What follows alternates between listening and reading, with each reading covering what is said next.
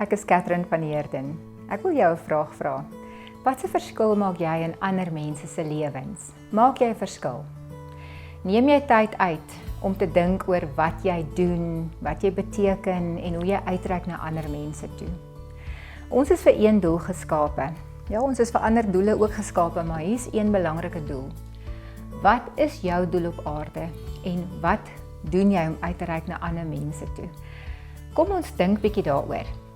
In die eerste instansie, mense wat 'n goeie selfbeeld het en gesond is binne hulle self, wil graag uitreik na ander mense.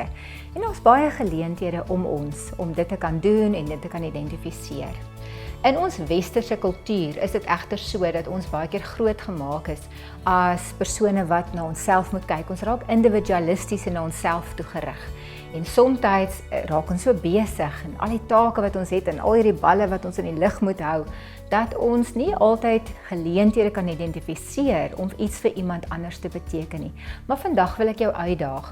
Sal jy vandag, terwyl jy uitgaan na waar jy ook al is, op pad is na jou werk toe of na jou sosiale ontmoeting toe of na jou kinders se aktiwiteite toe, sal jy vandag probeer om te identifiseer, wat kan ek vandag doen om uit te reik na iemand anders?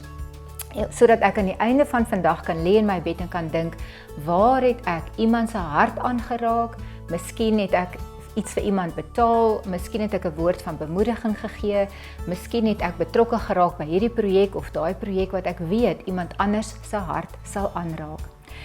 Iemand het eendag gesê, die grootste beloning wat 'n mens kan hê aan die einde van jou lewe, is wanneer jy 'n staat opstel van wat jy beteken het vir ander mense deur die loop van jou lewe. Ons moet versigtig raak om nie verstrengel te raak in ons eie behoeftes en ons eie probleme en dit wat ons uitdaag nie, maar dat ons tot stilstand sal kom en sal sê, Here, waar wil U my vandag gebruik? Al is dit net 'n goeie woord of 'n SMS wat ek vir iemand anders kan stuur. Hoeveel keer het jy nie al gehoor iemand sê dat jy het aan my gedink en daardie boodskap wat jy vir my gestuur het, het my uitgelig op 'n oomblik wat ek dit regtig nodig gehad het nie. So kom ons dink 'n bietjie daaroor en vra, Here, waar kan ek vandag 'n verskil maak in ander mense se lewens? As jy dit gaan deponeer in ander se lewens, dan sal dit weer terugkom na jou toe. Wees nie bevrees om uit te reik na ander met 'n woord van bemoediging of hoop of liefde of 'n woord van vergifnis nie.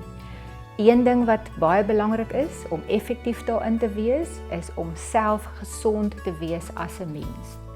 Mense wat verwond is en mense wat onseker oor hulle self is, kan nie uitreik na ander nie. Hulle raak so getrek in hulle self in dat hulle vrees het om uit te reik na ander mense.